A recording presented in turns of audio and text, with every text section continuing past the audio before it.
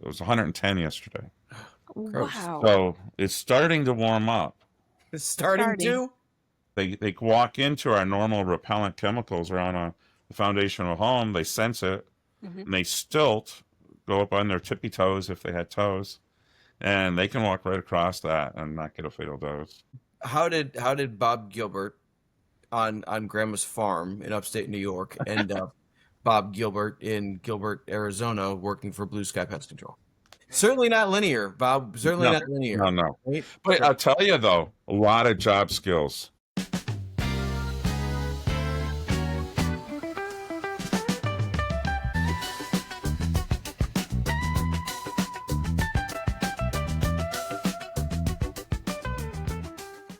We had the pleasure of talking to Bob Gilbert today. He is the staff entomologist and technical trainer for Blue Sky Pest Control out of Phoenix, Arizona. This was a great podcast. We really enjoyed talking to him, and please enjoy. It wasn't recognizing any of my hardware. We did it. Yes. Mike couldn't get on either. Apparently Yeah. he could see me, which is embarrassing, but he could not do anything. Yeah.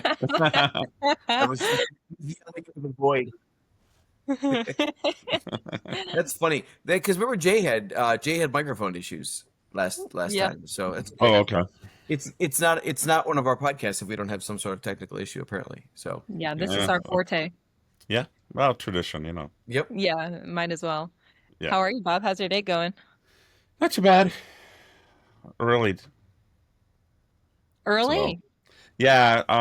My class starts at 7, so Yeah. get Yeah, the bright and techs early. out on the field. So new guys. Gotcha. How many do you have in class? This class was it's rotating constantly just for new people. So it's a 9-week class that they go through. So I had 3 today. Cool. That's how ours On the is small too. side. We have a rotating class as well, and ours is also 9-week, and we're adding a 10th week. I'd like to. Yeah. I would really like to. Our termite business has really grown. I would like to add, even though they need the licensing and all of that, I would like people to have like an intro. So I'd like to add a 10th termite class. I think That's that'd be actually good. what we just did. So, Yeah. Yeah. So, because we do a lot of Centricon. So, Yeah. Do you guys have like levels to your training programs, or is it just kind of like 10 weeks, or like is there like ours is weird. Like we have like a level 1 that's like 4 weeks, right? Which is just like Yeah. an intro. You learn how to tie your shoes, kind of thing. You know what I mean? And then from there, you've been in the business for 30 days. I'm comfortable you going out and like servicing this house, but there's continuing education that goes on from there all the way up to like level 3. Is yours tiered like that, or is it like one? we do, well, orientation, 2 weeks job shadow with an experienced tech, or a trainer, Okay. and then an all day with me reviewing everything. They go on their own at that point, or close enough.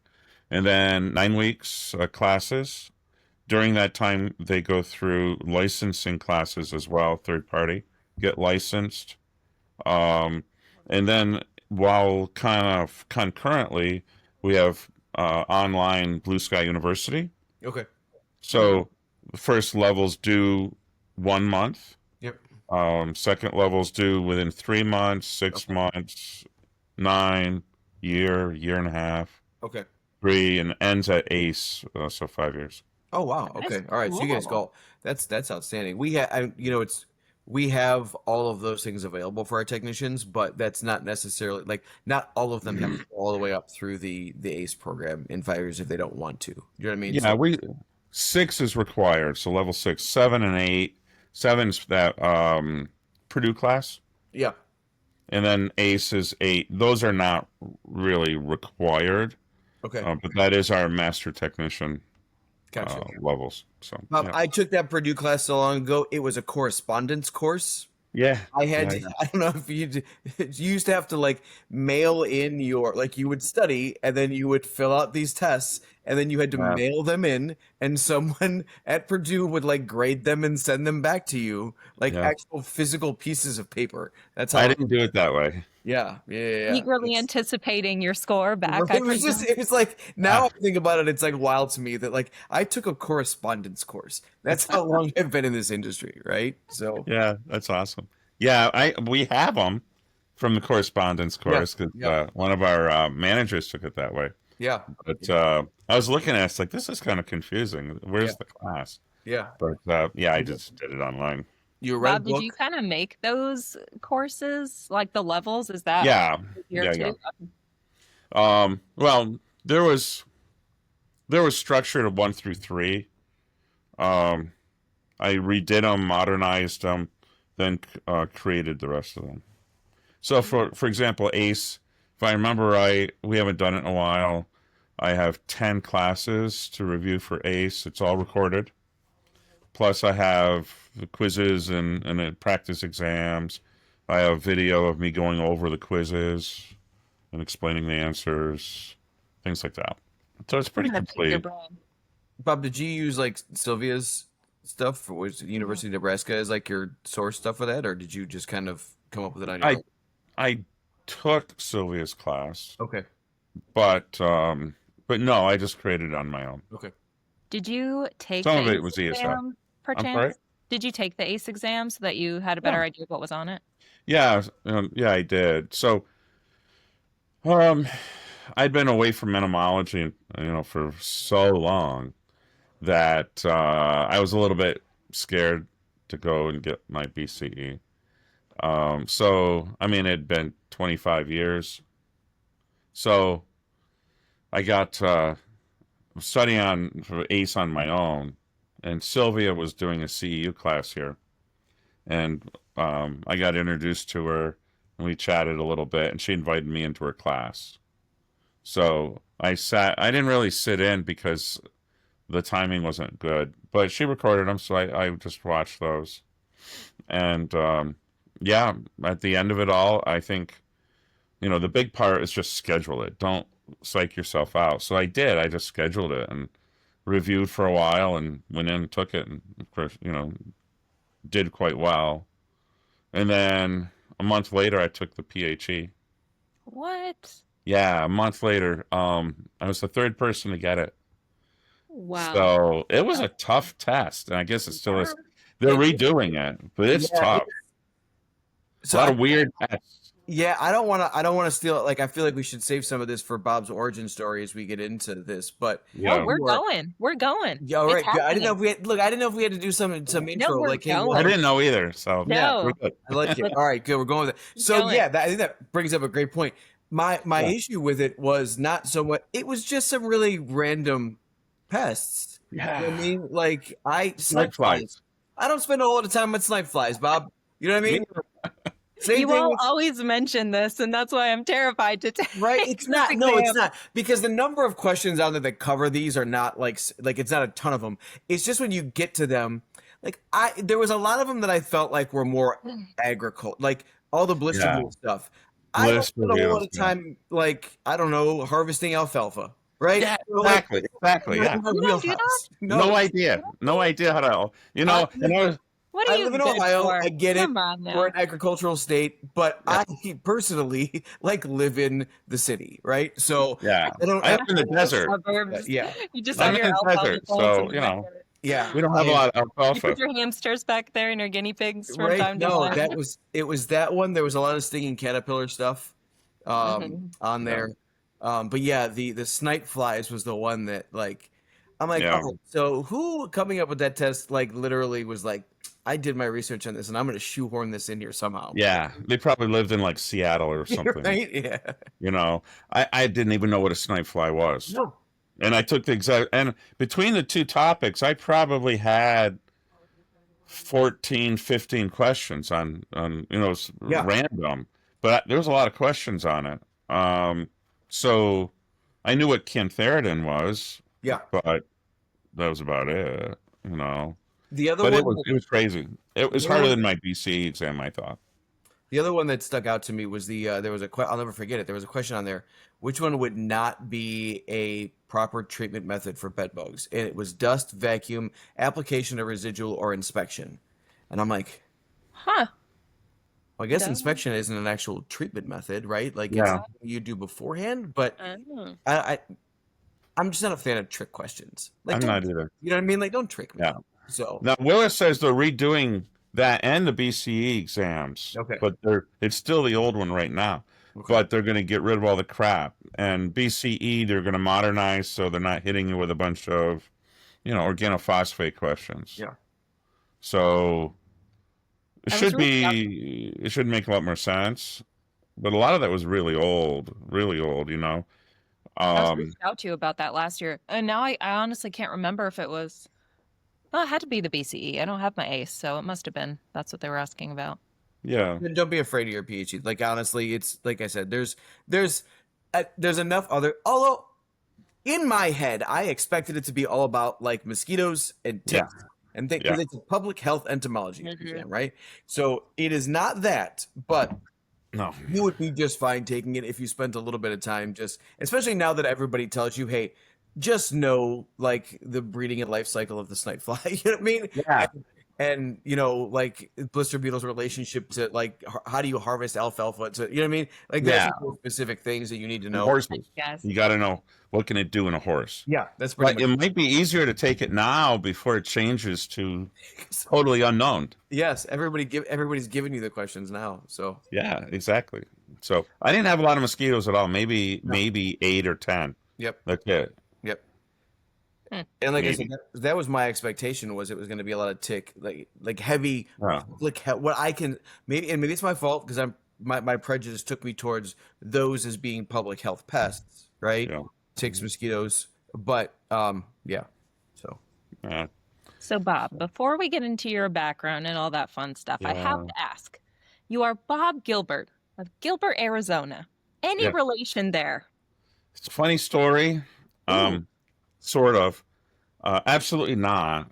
But my Gilbert line is turns out French Canadian. It was Guillemet, anglicized, I should say. 1830 moved over from Quebec area to right across the border in New York, Ogdensburg, where I'm from. I didn't know that until I was in my 20s. I made fun of Canadians, So, because it's just what you do, New Jersey and Canadians. I mean, we're New Yorkers. That's what you do. Sure. But love going to Canada. We go all the time. But Gilbert, Arizona, one guy, last name Gilbert, no relation, bought some land out there, never visited, never had anything to do with it, never lived there at all. And they named the city after him. So kind of absentee landlord sort of situation. So no people from that line live there. So, what are we possibly going to do with this piece of land? Might as well name it after him. Why not? Yeah. And he didn't even own the town. It was, I don't know, 15, 20 miles away. Fascinating. I don't know, like a railroad station or something. I forget. Part of the reason I ask, because I thought it was a funny coincidence. We have a new hire, and his last name is Bozeman. And he is in the lineage of the pioneer of Bozeman, Montana. And I said, so do you get any, like, I don't know, discounts to the local museum or maybe the local McDonald's? I don't know. He said, no, I do not. But it is a good story. It is a good story, yeah. Mine less so, but that's okay. But the French descended, were, they were treated as second-class citizens. So you had the primary people in town were Irish, and that was no, not Irish. I'm so sorry, or Protestant British or English. So you had the two groups. There were a lot of Irish though, and that was it. There was no minorities other than the French Catholic and the Protestant British, and so they anglicized their names, but they still lived on the other side of the river and had their own church and all of that stuff, and separated from. So yeah, I can see why they changed the name. Right. Yeah, as they did. Yeah. My mom's side of the family goes back to the Mayflower, That is but cool. all English and Scott. They have her ancestry is much, much more interesting.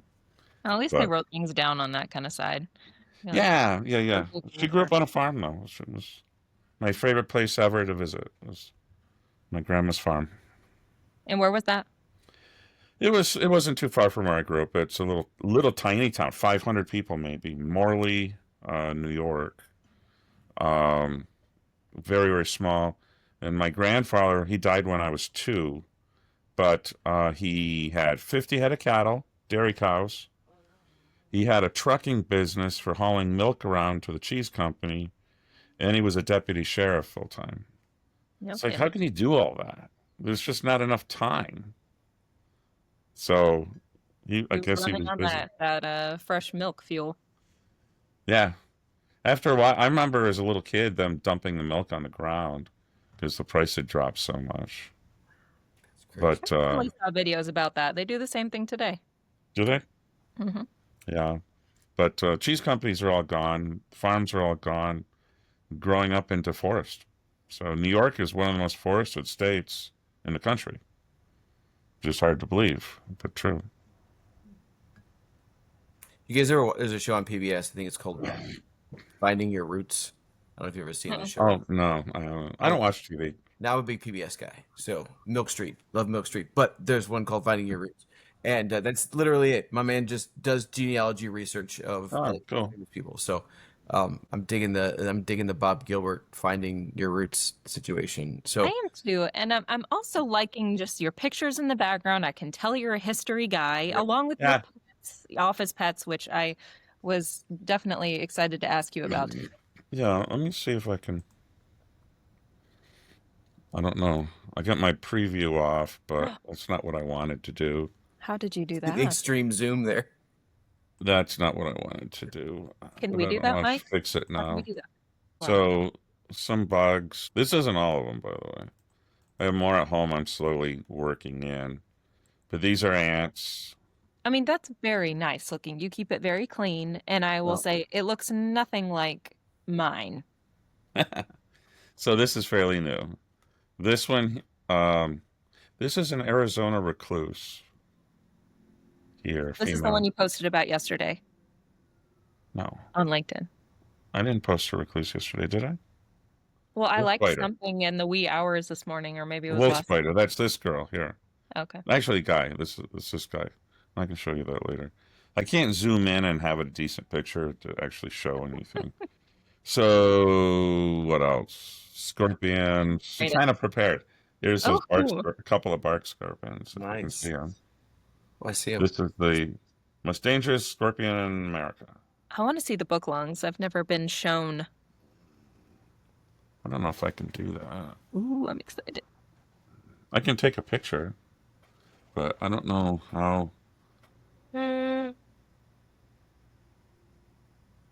Well, it's not going to We'll focus figure it well. out. Yeah. These lighter markings on the underside Uh-huh. are book lungs. The pectins are here. Oh, you can't see my pointer. What am I doing? Here, and then the white marks are up and down through here. But Cool. both sides, there's I think like spiders. I think there's four pair of book lungs, and then a pair of pectins. Those pectins are cool. They walk around, and they shift them back and forth, and they're sensing chemicals and vibrations while looking for prey and mates. But they can also detect vibration, and then if they walk into our normal repellent chemicals around the foundation of a home, they sense it, Mhm. and they stilt, go up on their tippy toes if they had toes, and they can walk right across that and not get a fatal dose. Cool. So there's ways around it, but yeah, it's pretty cool biology. I want to know the basics of Blue Sky. Like, how many people are at your Sure. company? Y'all are Arizona strictly, correct? Yes. Okay. Let me see if I can. I should be able to get that back. There we go.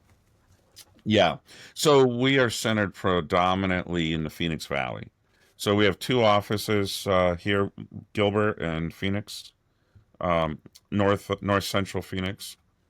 Um, we cover the entire valley. We go south, somewhat, some of the small towns south of us, and then we are working our way down that way. Um, so I don't know how much I'm allowed to release, but we're expanding. Cool. So that's in the works now, over the next month, maybe. And so, but no, I don't think there's any plans to leave the state at this time. But it could always happen. You've been with them how long now? A little over 7 years, and pretty much all natural growth. We're somewhere between 90 and 100 tax. Um, so That's we great. haven't. It's all organic. We haven't purchased another company or anything. Open to it, but not as of now. So yeah, we're definitely heavily involved in the valley here, and looking to grow. So how did Bob Gilbert on Grandma's farm in upstate New York end up Bob Gilbert in Gilbert, Arizona, working for Blue Sky Pest Control? That's a story. That's I what don't know we're how here much for. time you That's have. literally the whole reason we're here. Good Okay, question, Mike. so um, it started by getting kicked out of graduate school. Ooh, this is already juicy. I love it. That's your hook. Right. And so let's fill in a detail or two. Um, I was married at the time, and Clemson University. Let me back up just a little bit more. I guess I got my bachelor's from Syracuse, SUNY Environmental Science and Forestry, in environmental and forest biology. I concentrated in entomology and forest pathology. Oh, And my concept, I'd always wanted to go to that school. It's an amazing school. At the time, Upper Division Graduate Center, small public school on Syracuse's campus, but which is a private school. So it was awesome, best of both worlds. So I got my bachelor's, height of the recession in '91. Um, so grad school sounded like a good deal because there were no jobs. So I went to Clemson and for entomology, and I got my master's degree, agriculture. but I why? worked. I'm sorry to cut you off, but why entomology? Did you have a fascination early on? Yeah, my mom used to say that when I was small enough that I couldn't walk yet, I would go outside and collect bugs and shiny rocks. So between entomology and geology, I think I chose right. So always into bugs. So entomology. Uh, so I did a moth pest of cotton and tobacco in South Carolina, and walking the cotton and tobacco fields as a Yankee in the South. It was hot, and nothing worse than a crop of tobacco. Yellow sap sticking all over you. It was nasty. But it was very educational. I got my degree, um, stayed at Clemson, but I changed majors to genetics. And I should say, I worked in a toxicology lab. So we were looking at resistance mechanisms of this pest.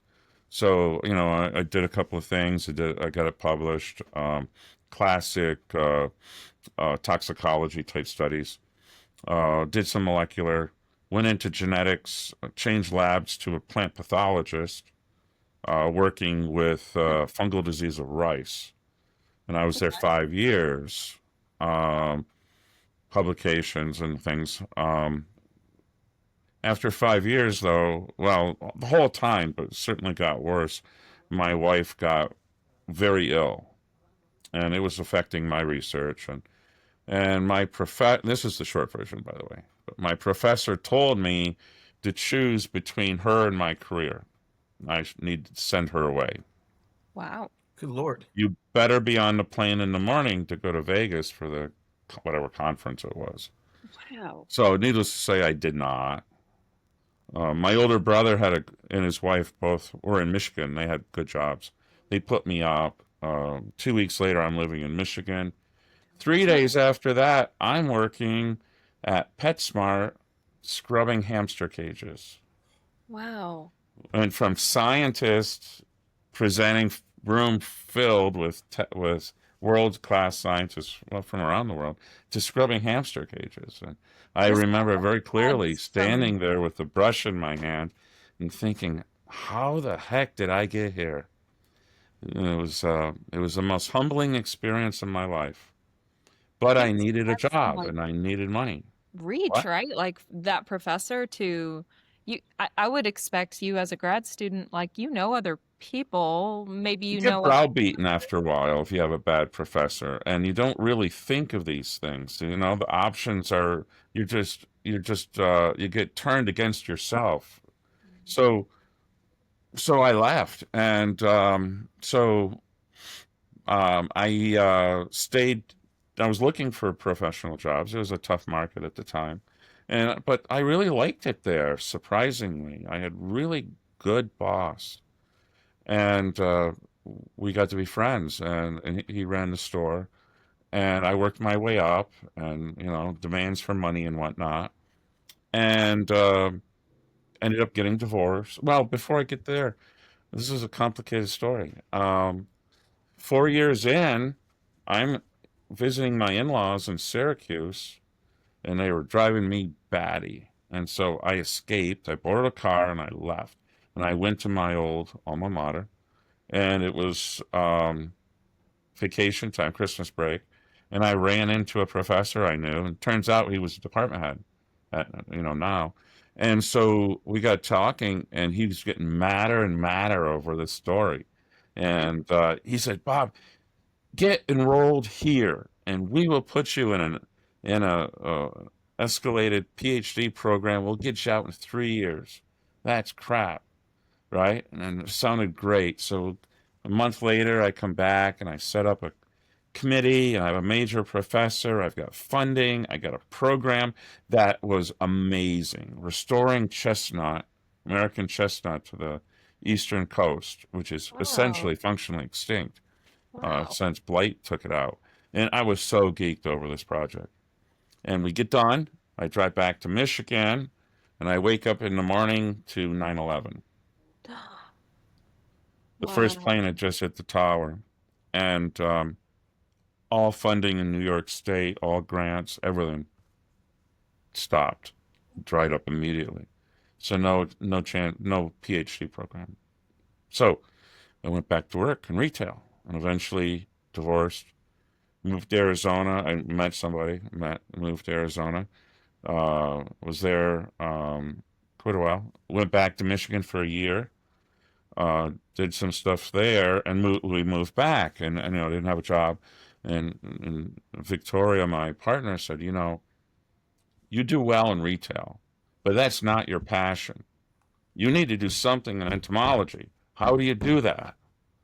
And I said, I have no idea. So I gave it some thought. I said, no experience at that point, right? Because it's been too many years, 25. So I came up with pest control. So I started getting my license independently, and I started applying.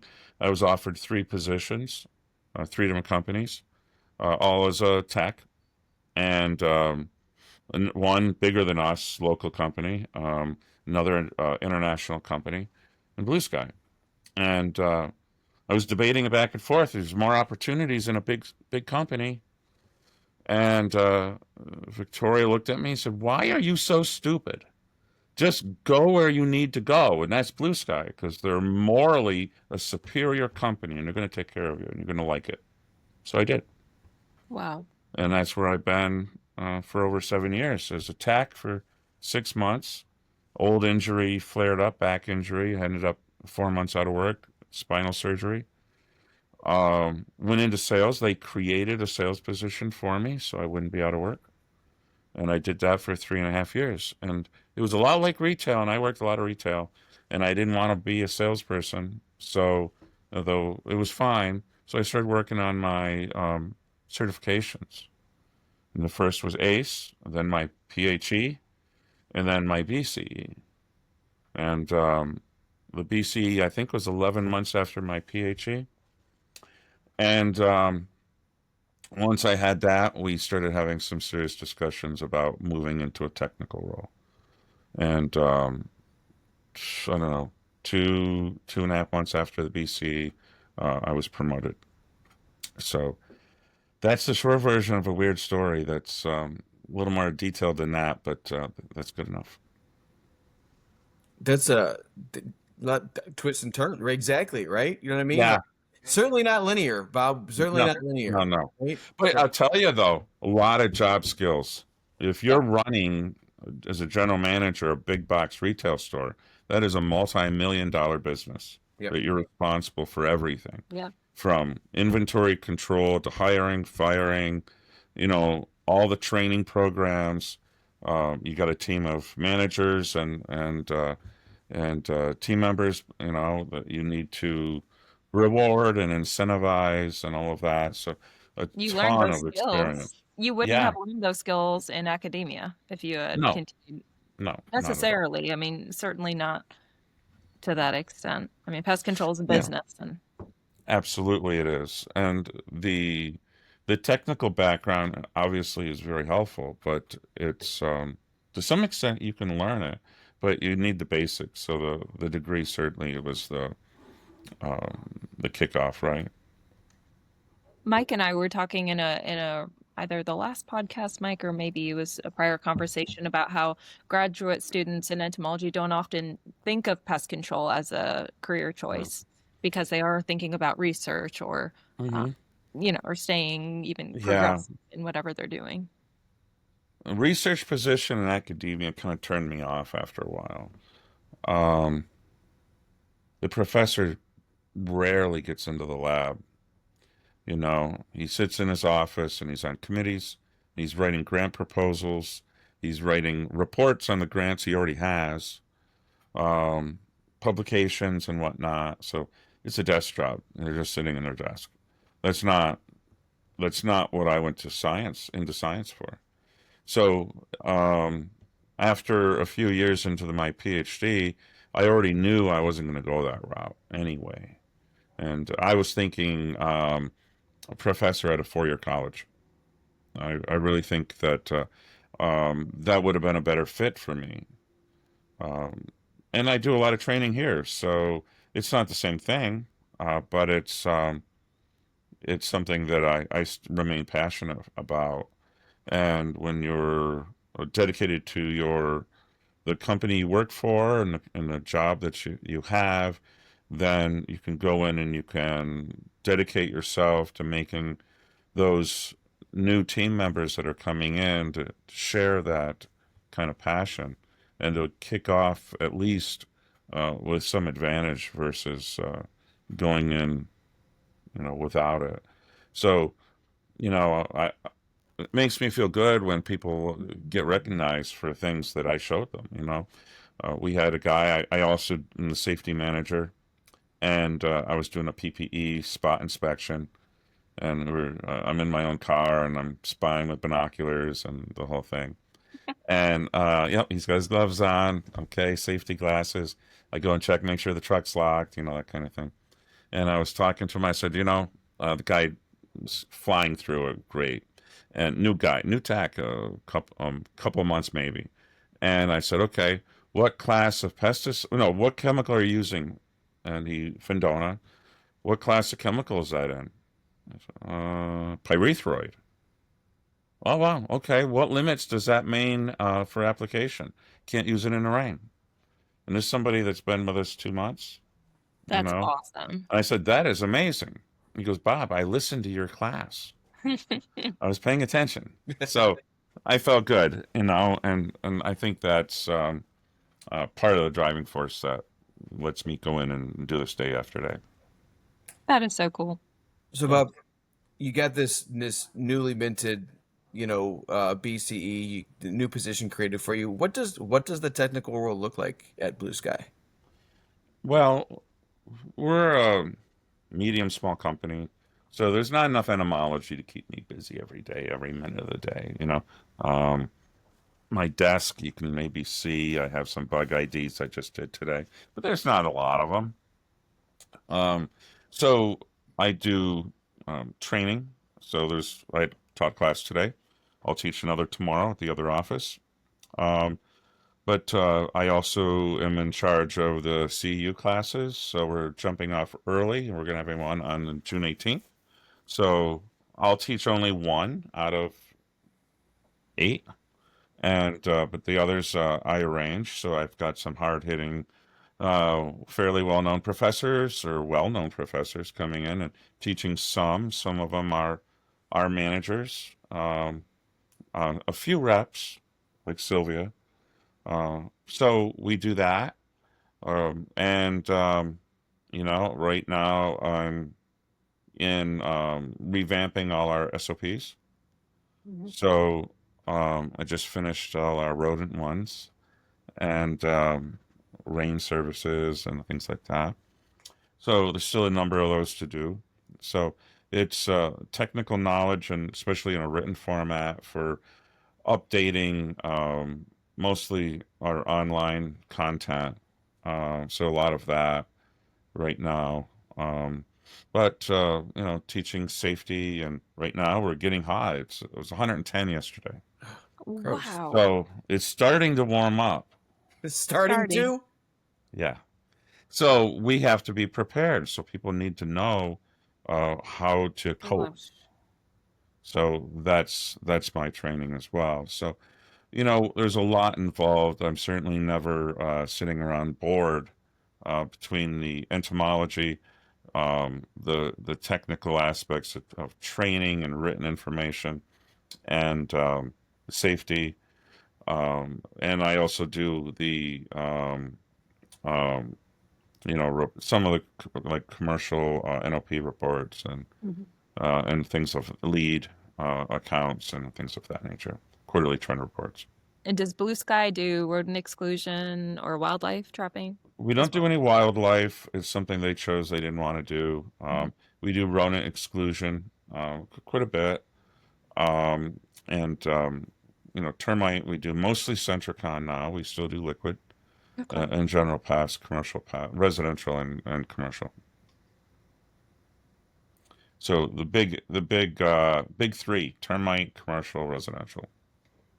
I can't even imagine. I mean, I did rodent exclusion work in Texas, and I can't imagine doing it in 125 plus degrees outside, and let alone the attic spaces. Can't even imagine. Well, we do. Attic work is scheduled to be completed before noon. Okay.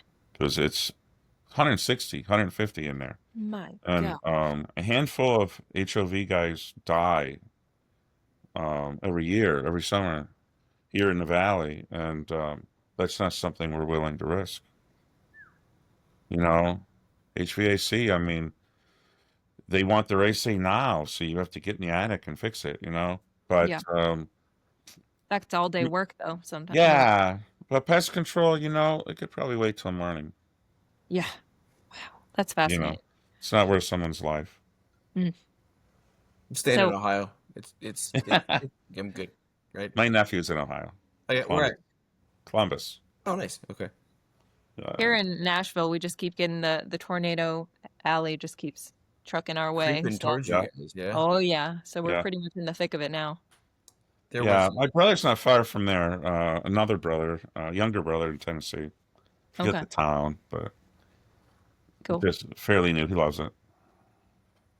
It's so weird, Bob, that you mentioned PetSmart. And I'll tell you a quick story. When I was kind of in between, finishing my graduate work, looking for a job, thinking I would, get into the forensics field, which is kind of where I was. And those jobs I found out were kind of few and far between because I most likely would need a PhD.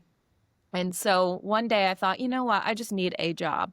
And so I was still in Houston because I had finished up an internship at the Harris County Institute of Forensic Sciences, the medical examiner's office.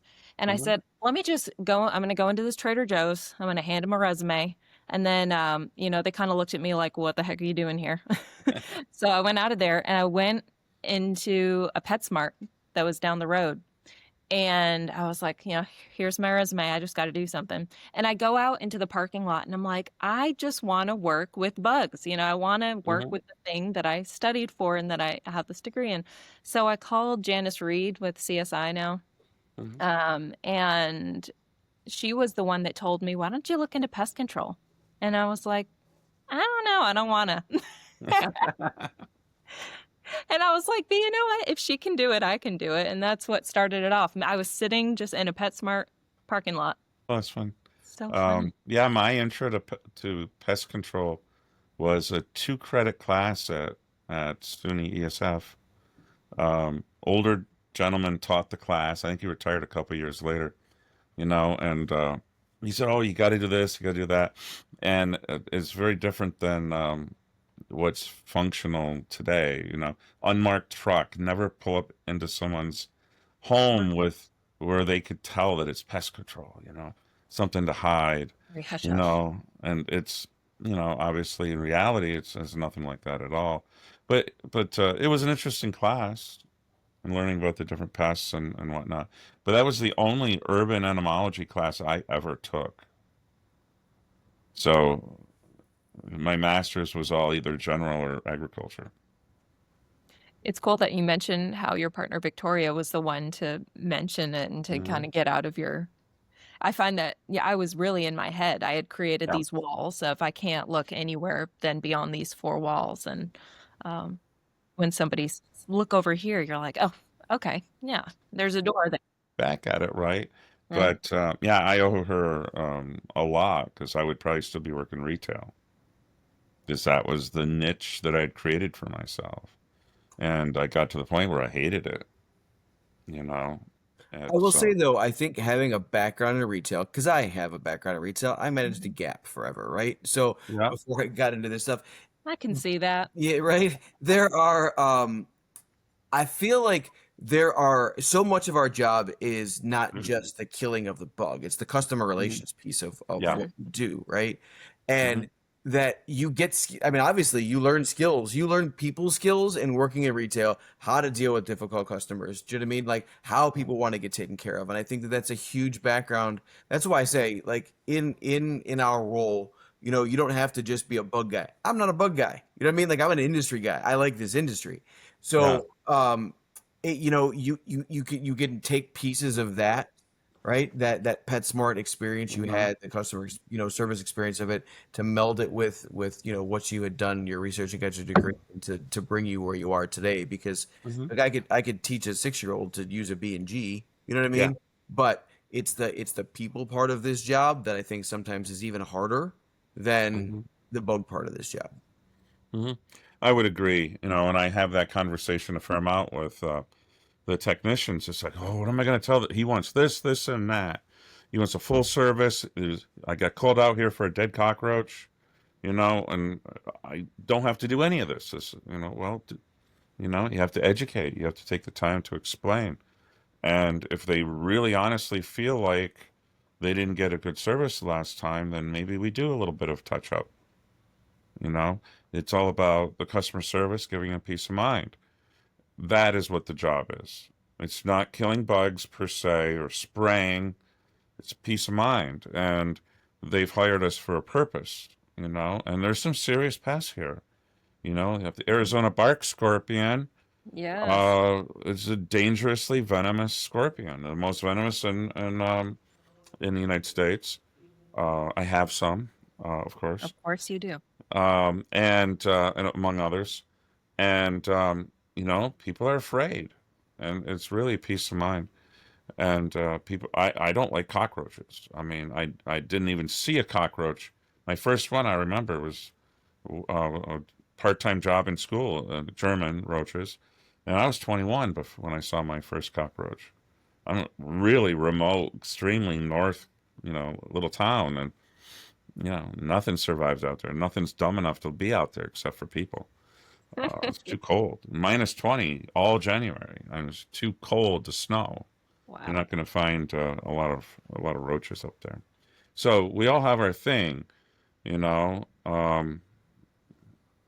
There's stories. I mean, I have stories for everyone, but older lady. I was attacked, called out. Bob, stop what you're doing. You got to go out to this house. Get out there, a little old lady clutching her dog in a death grip. And she reaches out and she grabs my arm, pulls me into the house, and she points at the ceiling, and there's a big old scorpion on top of her ceiling. Because I've been sitting here on the couch with my dog all night, terrified, because I don't know where it's going to go. It could get Oh, me in bless while her. I'm sleeping, you know. So, it's all about peace of mind. Okay, take your dog. I want you to go into your bedroom, close the door, and I'll take care of this, and I'll let you know when I'm done. And it just takes a little understanding sometimes and a little empathy. But that's what the job really is, isn't it? It's all about um, taking care of the problems that they perceive, whether they're real or not. But in some cases, they are. Absolutely. When I used to poll my new hire classes and I'd say, what's the most fulfilling part of your job? What gets you up in the morning? About eight, I would say 8 out of 10 said the customers. I love the customer interactions, Yeah, which yeah, disappointed me because the 2 out of 10 said the bugs, but no, yeah. but it really is, and we deal with them day in and day out. So I think it's natural for us to maybe get a little desensitized or think, it's no big Mhm, deal when to that customer, that is the big deal of the day. That is the mhm. biggest thing that they're dealing with. Yeah, and I try to remind myself that because when I get that bug ID it's an email, it's taken from 6 feet away, and it's a little black out of focus blob. And it's like, well, you know, they must, remind myself they're afraid of this thing, Yeah. or else I would Mhm. probably have a better picture. Okay, maybe we Right, can arrange for someone to go pick this up, right. But um, yeah, I got one yesterday. All I could tell is it's black and maybe a beetle, maybe. So it's pretty common, and it's easy to say, oh, they could do better than that, but you got to remind yourself sometimes that maybe that was all they could really do. Yeah. We actually have added a little bit of subscript to our page for customers. If you could get as close as possible, Yeah, help us yeah, out. we should do that. Yeah. Not We that need, anyone will read it. Yeah. we need to teach our techs. I don't know about you guys, but I get some bad photos from my technicians in the field. You know what I mean? Like, Yeah, guys, like, you know. So, yeah, I feel like that should be part of our training program. How to take a Yeah. good pest photo for proper ID. Right. Put your yeah, flashlight next to it or something or Something, whatever's in mhm, your right? pocket. exactly.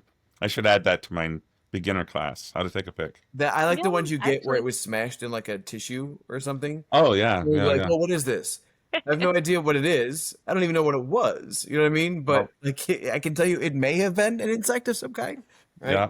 Or the miscellaneous parts from the windowsill. Yeah. Yeah. Those are the best. Here's a head. Here's a leg. Well, Bob, you can add that to week 11. Okay. So what exactly is going on behind you? So you've got all these office pets. First of all, what Yeah. do people think about it in the office? Are They they think I'm terrified or are crazy. they say that again? They think I'm crazy. Okay, same. But it's not for them. It's for the technicians. What do the technician thinks? That's what's important to me. Hmm. And I run an anonymous survey after all my classes just to find out how I can improve. That's fairly new, I have to admit.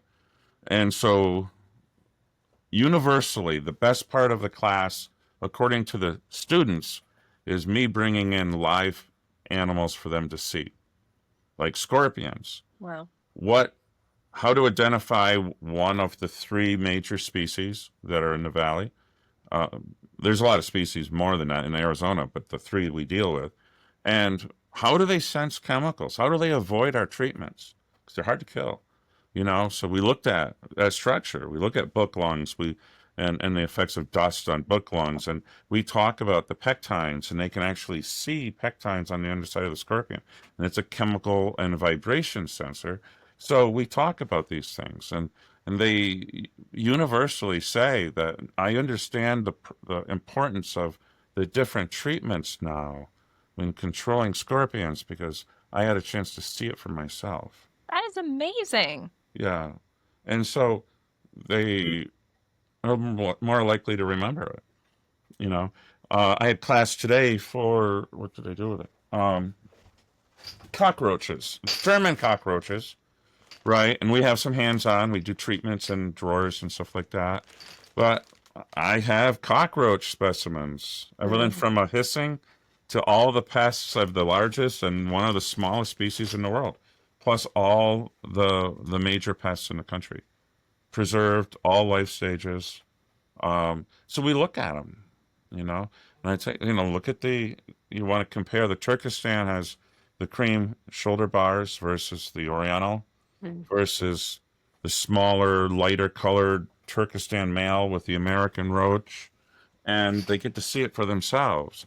And, we deal mostly with Americans and Turks and German. Um, and, you know, so they get to see, and now they feel more confident going out and saying, this is what I'm dealing with. And I recall, I don't know if this was maybe last year or no, this was this year, earlier this year. You wanted some Norway rat heads. Yeah, yeah, yeah. How did that go? And do explain for our lovely audience. What Yeah. did you need, Bob? So I got some. Oh, good. They overnighted. Set up you some Excuse me. rat heads. Yeah, so I was working with a graduate student in ecology, urban ecology at ASU, Arizona State University. And Blue Sky, we were collecting commensal rodents for her study, and she was collecting the wildlife species, pocket mice and whatnot. So we gathered some, I don't know, during that time maybe 100, 110 for her. And most of them are roof rats. We don't have Norways here. They don't get established, at least. They might get introduced for a short time, but they don't get established. And so anyhow, I had the thought that she was talking about skulls and a skull collection. So I said, I'd like a skull collection. So if I could get the different kinds of rodent skulls, and then I could add that to we have a half-day rodent class, which is sort of an introduction before they really start working with them at all, and they go out and do field training and whatnot for a basic level rodent. So I was going to introduce those skulls into that class. So again, another opportunity for some hands-on rather than just looking at slides. And it's in process. She, as far as I'm aware, I haven't had an update in a couple of months, but as far as I know, she's processing them. So I told her she can have one of the Norway, because I think it got 5.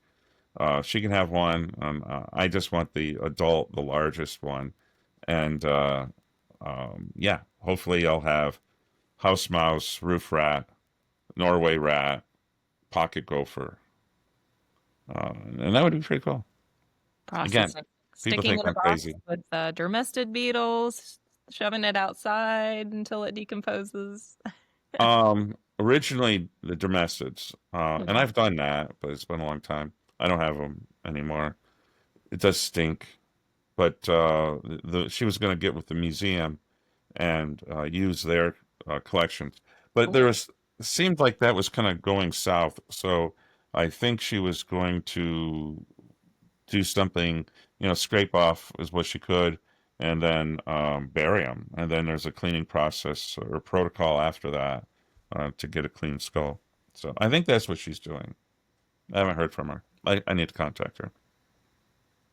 What's great about our group, like someone could just randomly put in like our email thread, hey, does anybody have any Norway rat heads? And no one's like, dude, you know what I mean? They're like, let me see what I can give up. You know what I mean? Oh, right. And I get them in the mail, right? Sincerely. Yeah. I said severed heads. I think it sounded better. Yeah. It did. It did. But Lord. yeah, within a week I had them. I think we need a Bob Gilbert part 2, Mike. I think so too. There's more. I feel like There's we have more. just started beginning to peel back the layers of the onion. Are here. only on layer number 1. Right, exactly. Yeah. Well, anytime. Yeah, I was a little worried. What am I going to talk about? I don't know. Once I'm done with my little story, it seems fairly dull. But Oh no. maybe No. not. We know there's more, Bob. Yeah. We didn't even dig into the pictures yet. Like that Oh, could be a whole episode of just like who's on there. We don't have time for that today, but that could be a whole yeah. thing. These, can I point? Not really. The three in line there vertically that you can see, there's a story there, and it's an Okay. interesting one that not most people have. But maybe we'll save that for next time. Yeah, I think we say Okay, that for let's next save one. that one. Yeah. So But next time, if there, assuming there is one, I have more spiders to bring in, including some cool widows. Okay, love it. So that'd be awesome. maybe we can take a look at the pests. Well, before we part ways virtually, Sure. what was your welcome to pest control moment? I know Mike likes to ask this. All of us have this Oh, moment where we are in the field or we're doing something and we go, holy crap, this is what pest control is. Do you have anything like that? kind of. I mean, I'm sure I have a number of them. If I really thought about it, that lady with the scorpion would be one. Mm-hmm. You know, she was terrified. Mm-hmm. They're going to attack her in her bed and kill her dog or something, you know. But I remember I was still in training. I'm job shadowing my trainer, and we're at this big house out in Ahwatukee, which is a neighborhood of Phoenix. It's kind of upper class, a lot of it, raw desert, really nice area. And we're there, and like I said, I'm training, and it's like my second day or third day. And I'm watching the trainer. I'm doing the treatment, a lot of it, and he's interacting with the homeowner, which is a young lady. And the problem are paper wasps visiting her pool for water. And there's not a lot of water in the desert, right? Um, so I'm watching these, and he's talking, and I'm watching them, and I'm looking around, and I noticed that most of the paper wasps that are flying, and there were a lot of them, were not going to the pool. So you're not getting the real problem. You're not understanding what's really going on. So I'm watching, and they're going into the neighbor's tree. So I walked over there. The tree leaves on the lower part were all sticky, right? They're all sticky, and the wasps are up 30 feet. And so what I took from that was that there's probably a lot of scale in the insects in the tree, or possibly aphid, but probably scale. And that sap is dripping down. The wasps are coming in and capturing those scale insects and aphids because they're predators, and taking off with them. Some are making nests and going to the water and collecting the water, but the callback was for paper wasp in this bush next to the pool. There were none. So the bigger issue wasn't a pest control issue at all. It was just understanding biology and watching, see what's going on, and explaining that to the customer. And I think that, maybe not a traditional pest control moment, but it was an IPM moment, and it was an entomology moment where you just take a step back and look, even as a newbie, and say, okay, this is what's going on, knowing the biology of this animal, that they're predators, they're going here, you got the sap, and there's nothing that we need to do here at all. And then explaining that to the customer. And she looked at it and goes, oh, that makes a lot of sense then now that you explain it. And she was fine.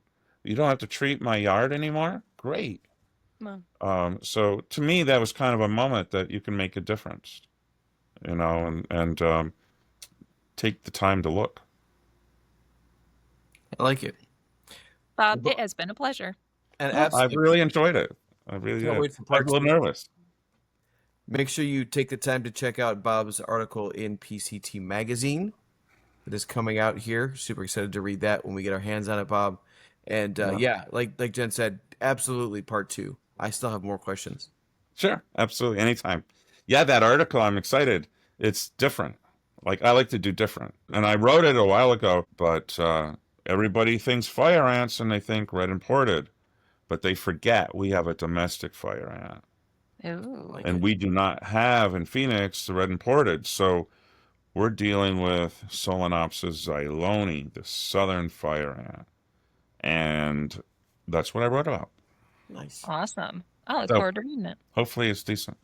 Thanks, guys. I appreciate it. Part 2 coming Thanks, soon. Bob. Thanks, Bob. All right. Thanks, guys. Bye. Bye.